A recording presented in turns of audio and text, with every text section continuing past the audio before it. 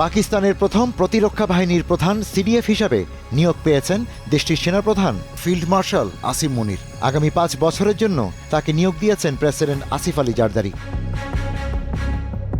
প্রধানমন্ত্রী শেহবাজ শরীফের প্রস্তাবের ভিত্তিতে প্রেসিডেন্ট আসিফ আলী জারদারি এই নিয়োগ চূড়ান্ত করেন। ফলে মুনির পাকিস্তানের ন্যাশনাল স্ট্র্যাটেজিক কমান্ড দেখভালের ক্ষমতাসহ দেশটির পারমাণবিক অস্ত্র ও ক্ষেপণাস্ত্র ব্যবস্থাপনা দেখভালেরও দায়িত্ব পেলেন।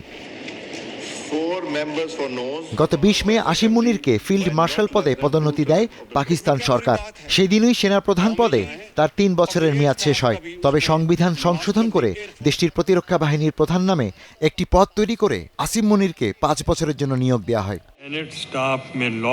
এর আগে গত মাসে পাকিস্তানের সংবিধানে ২৭তম সংশোধনী আনা হয়।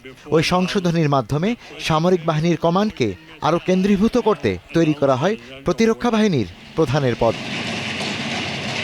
আসিম মুনির দেশটির ইতিহাসে দ্বিতীয় ফিল্ড মার্শাল। ১৯৬৫ সাল থেকে একমাত্র ফিল্ড মার্শাল ছিলেন আইয়ুব খান। ২৭তম সাংবিধানিক সংশোধনী পাশ করায় সেনাবাহিনী, নৌবাহিনী ও বিমান বাহিনী সবই এখন আসিম মুনিরের অধীনে চলে এলো।